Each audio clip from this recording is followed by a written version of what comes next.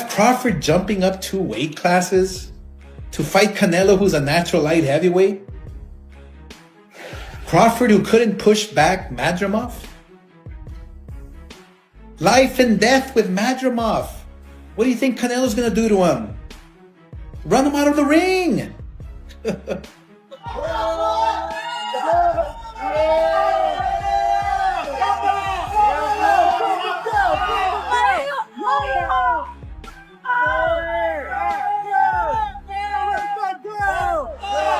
Oscar de la Hoya's sudden change of opinion has stirred up major discussion just months before one of boxing's biggest showdowns. In a recent interview, de la Hoya admitted that although he originally picked Terence Crawford to beat Canelo Alvarez, he now sees that outcome as nearly impossible. But Crawford didn't take the switch lightly. He quickly hit back, confidently saying he'll win without a problem. Canelo, and he fights at 168 plus, so I don't see me and him fighting. So what's the highest you could fight at realistically? I would say 154 realistically. 154. You know, So them boys get big up there. Them boys get big up there. And I'm not a person to, toot my own horn too. At first, de la Hoya was fully behind Crawford. He strongly believed Crawford would beat Canelo, even saying he could do it any day. Back then, he didn't view Crawford as a small guy moving up, but as a naturally big athlete who could easily handle 168 pounds. It was a big compliment to Crawford's strength, skills, and boxing smarts. De la Hoya's comments echoed the old boxing phrase, "A good big man beats a good little man." But in this case, he argued that Crawford wasn't little at all. Now, however, he's flipped his stance, calling the fight a mismatch that clearly favors Canelo. Almost the main cards, it will be 4 fights, and we will have Canelo Crawford and the co-main event, and 2 fights. One of them is Gerald and Miller, if we finish it. Then there is another card start earlier for free for everywhere. We are thinking to put around from 6 to 10 fights for talent. Crawford wasn't about to ignore the flip-flop. Calm but firm, he called out de la Hoya's mixed messages. One minute it's this about Canelo, next minute it's that. He reminded everyone that the September 13 fight isn't just another high-profile match. It could make history. If Crawford beats Canelo and becomes undisputed in a 3rd weight division, he'll be the first man in boxing history to do it. Not even legends like Sugar Ray Leonard, Roy Jones Jr., or Floyd Mayweather achieved that. Crawford's already considered an all-time great in some circles, but beating Canelo would push him into an elite group few fighters ever join. Still, despite his incredible skill and achievements, some people remain doubtful, mainly because of questions about who's fought. This is all about making history. I was the first 2-time undisputed champion of the world. I can show you the first 3-time undisputed champion of the world. Eddie Hearn pointed to that exact issue. He said he respects Crawford's greatness, but it's unfortunate that he never got the chance to face top fighters in their prime. It wasn't a knock on Crawford, more a comment on how the sport didn't deliver those matchups. Hearn noted that Crawford's best wins, like Ricky Burns, are solid, but don't compare to huge names on Canelo's resume. Even his dominant wins over Kell Brook, Amir Khan, and Errol Spence Jr. have been debated. Brook and Khan were seen as past their peak, and Spence had just come off a bad car crash and a long break before fighting Crawford. Canelo couldn't knock out Charlo. Or you really think that he's gonna knock out Crawford? I would pick Terence Crawford to beat a Canelo Alvarez, even at 168. Everybody can call me crazy and whatever you want to say. I get it. Y'all didn't believe me when I told you about Spence, but trust me, Crawford will figure out a way. I know a secret y'all don't know, and I ain't gonna tell you why I would pick Terence Crawford, but it's part of the secret is the reason why I'm picking him to win the fight. So Canelo's record, on the other hand, is packed with big-time names. Floyd Mayweather, Gennady Golovkin, Sergey Kovalev, Miguel Cotto, Caleb Plant, and more. He's fought across divisions, constantly chasing titles and big moments.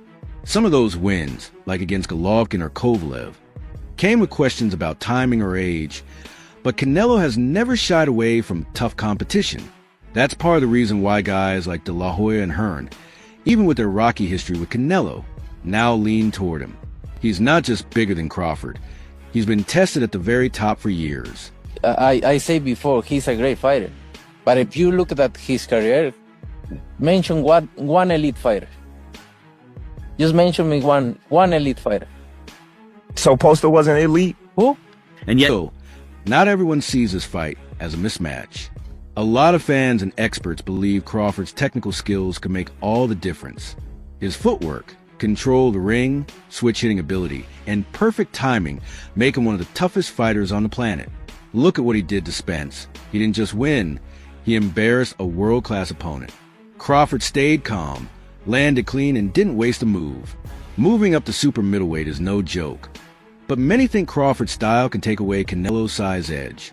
Crawford doesn't take much damage, and if he can deal with Canelo's power, his sharp skills could give him the upper hand. Do you think this fight does more for your career than fighting David Benavidez?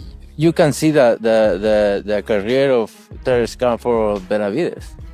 Terence Crawford was undisputed champion in 2 weight classes, many championship fights. So he bring me something to the table. Still. But De La Hoya's sudden switch in opinion has raised eyebrows. Some wonder if it's about boxing politics more than boxing itself. Over the years, De La Hoya and Canelo have had a rocky relationship, especially after Canelo split from Golden Boy Promotions. The breakup was ugly in public. Yet now, with Saudi Arabia becoming a huge player in boxing and putting on these supercards, old rivalries seem to be fading fast. Saudi advisor Turki Alishik, who's been the driving force behind many recent blockbuster events, is bringing big names together across promotional lines, and money and spectacle are smoothing over old grudges. Is there a champion? I'm going to fight another elite There is fighter a champion, in good fighters, but elite fighters is different. Wait. So I'm going to fight an elite fighter in September. Yeah, okay. Then we're going to find out. Then we're going to find out. And don't get me wrong, you're a great fighter. I know I'm great. You're a great fighter. But are you going to find out? I hope your uncle Turki Alashi pay you enough money because it's going to be the last. That's for sure. It may be. Maybe. I hope he pay you enough. But you know, after fighters fight me, they never the same, so. Alishik played a major part in making the Canelo versus Crawford fight happen. He reportedly met with Crawford before it was officially announced. During that talk, Crawford told him this could be his last fight. That revelation gave the match even more emotional weight. There's no rematch clause on Crawford's side, and it's not clear if Canelo's team added one. That kind of finality suggests Crawford is all in. This is his shot to close his career with a historic win. Many fighters don't get to pick their farewell, but Crawford seems to want to go out on top with legacy fully secured. Everything is on Terence Crawford's side, all the legacy, meaning he only has the opportunity to win the belts. Saul only has an opportunity to defend them. Terence Crawford has an opportunity to be in a 5 division and the only person to win all 4 belts in 3 separate weight divisions. Why is Saul taking this fight? And I'm going to tell you why. Because there's some things in life more important than just the belts. And that 20-year career that Terence Crawford made, that all that he has, is very valuable. Very, very valuable. He had 1 foot out the game. The fight is also a financial twist that could affect how the fight plays out. According to Alishik, knockout bonuses will be on the line, not just in this fight, but for others moving forward. It's an idea taken from MMA and video games, but now it's being used in top-level boxing. The timing is interesting, especially after Canelo's dull performance against William Skull, which bored a lot of fans. If knockout money makes fighters go harder, we might see more action and fewer slow-paced chess matches. Crawford, known for his sharp finishing skills, might benefit. And Canelo, with his power and rock-solid chin, could come out swinging to test Crawford early at 168. You need to put a small ring. The smaller ring in the... Hey, Matt. Yeah. The only running that I'm going to be doing is running upside his head, and I can assure you that. Facts. And he got a big head, too. Carl Froch, never shy with opinions, shared his full thoughts on the Canelo versus Crawford matchup in an interview with Foot Italia. Unlike many shifting toward Canelo, Froch leaned the other way. He pointed out that Crawford is bigger than people think. That's a good fight, Froch said. Crawford's bigger than he looks. I think he'll fill out, add some bulk, and be just fine in the ring.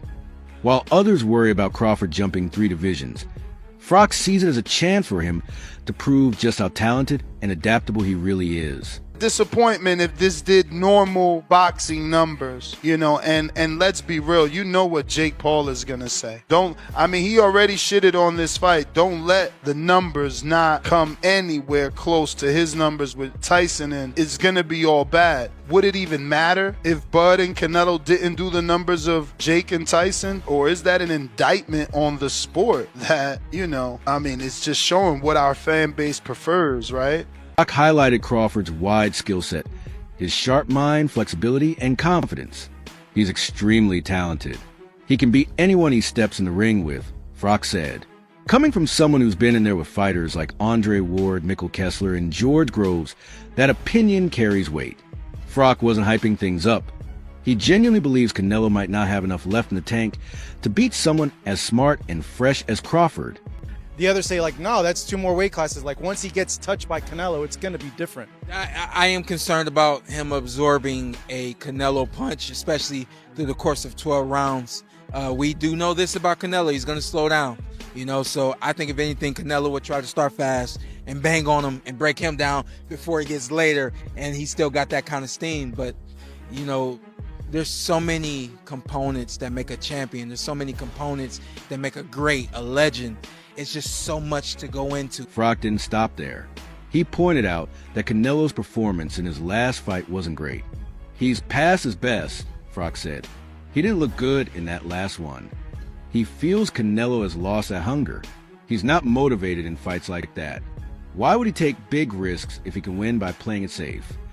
Froch suggested that Canelo might now be in a phase of his career where he's preserving himself more than pushing his limits. Still skilled, but no longer the same aggressive force he once was. He hopes you don't run. And Turkey has a knockout bonus in this fight. And there seems to be something out there like the way for you to win this fight is to move, move, move. Is that true? Listen. Turkey, you need to put a small ring. The smaller ring in the... Later in the interview, Froch doubled down. He's had over 60 fights and made millions. Why is he still fighting? He asked. Froch thinks this matchup with Crawford is dangerous for Canelo and wonders if the motivation is truly there. After so many big paydays and accomplishments, it's unclear whether Canelo is still willing to risk everything against a dangerous, hungry opponent like Crawford. I'm going with Terence Crawford. Big weight jump, a dangerous fight, but somebody's got to prove to me that they can break Terence Crawford's will and that he can't figure it out against you. It ain't no disrespect toward Canelo, but I've said this the last couple of years. I'm not betting against Terence Crawford against nobody right now. You got to show me that you can beat him. This could go bad for him, Froch warned. But he added, whoever loses is going to sting. A lot of people believe Crawford will win, and Froch is clearly one of them. He called Crawford unbelievable, a proper tough guy, with a mindset that's hard to crack. Even while giving Crawford major props, Froch still respected Canelo. He's a student of the game, and he's fought everyone. And here's the thing. A lot of people don't understand what Terence Crawford's, what a big part of his number one asset is. Do you know he has a 74-inch reach? Floyd Mayweather has a 73-inch reach. Wow. Okay? They're able to reach their opponents much easier than other fighters. Their arms are extremely long. This is why Terence Crawford, in my opinion, is That same view came up on Teddy Atlas's YouTube show. The longtime trainer and analyst said that while Canelo has a great resume and serious skills, he sees something rare in Crawford. Canelo's really good, Atlas said, but Crawford is special. Atlas admitted Crawford's resume isn't perfect, but said there are other things that matter more. You either have that extra gear or you don't, And I think Crawford... Back and forwards, to be honest with you. Like, when I talk to Spud, I kind of like, he convinces me that he's going to win the fight because he's such a believer in his own ability, and he's very convincing. And then you see the presser yesterday, and I thought Canelo looked really well. Do you know what I mean? Obviously, he's a big lump, so I was always Canelo. Then I sort of leant towards Spud, but now I'm back with Canelo. So we'll see. Atlas even questioned whether Canelo might be a little overrated at this point. He's tremendous, no doubt, but could he be just slightly overrated? He asked. For Atlas, Crawford's strength goes beyond power or technique. It's about his drive, his mindset, and where he came from. He's moving up in weight, yeah, but he's got those intangibles. Atlas said he wasn't trashing Canelo. The only thing I see that I favor Canelo is that, you know, is his weight. Yeah. And that he's more bigger. You know what I'm saying? That's the only thing. But as far as skill set wise, IQ, I feel like Crawford can match anybody and probably do way better. You know what I'm saying? But you know, Crawford is a legend, bro. Yeah. You know, and like I said, you can't. Sergio Mora also shared his thoughts recently. He brought up an old boxing saying that a great big man beats a great small man, but said it doesn't apply so clearly here. I used to say that all the time, Mora admitted. But after Canelo's last fight, he struggled to cut off the ring. To him, it's not just about size. It's about how sharp each fighter is today. Canelo's had over 65 fights, and he's been boxing since he was 15. That kind of mileage takes a toll. One day, you just turn... I don't have to have enough power to hurt him. I just got to beat him. That's it. If he slip up, then, you know, he will get hurt. Time to go to work. Mora even brought up something unusual. Crawford may be older on paper, but he looks fresher. Canelo's younger, but Crawford is less wear, he said. You can see it in their eyes. He praised how Crawford has been putting on size the right way, not just adding mass, but building strength to move up. He looks bigger now, even bigger than Canelo in terms of height and frame. Mora believes Crawford isn't just adding weight. He's transforming his body for this fight. Discussing Canelo versus Crawford, Garcia's breakdown isn't just about raw talent. It's about the strategic elements that could tip the scale in favor of the Mexican superstar. Robert, what's the smart bet on Crawford-Canelo? Canelo by knockout or Canelo by decision? Crawford by decision. And you have to bet? Yes. I say Canelo by decision. I've always been saying, you know, I think Canelo at the end, you know, obviously his strength, his weight, experience, probably takes over. Garcia's analysis makes it clear. And Ward didn't waver at all. No disrespect Canelo, but I've said this before, I'm not betting against Terence Crawford, not against anyone, he said. For Ward, this isn't about resumes or size. It's about who can figure out the puzzle.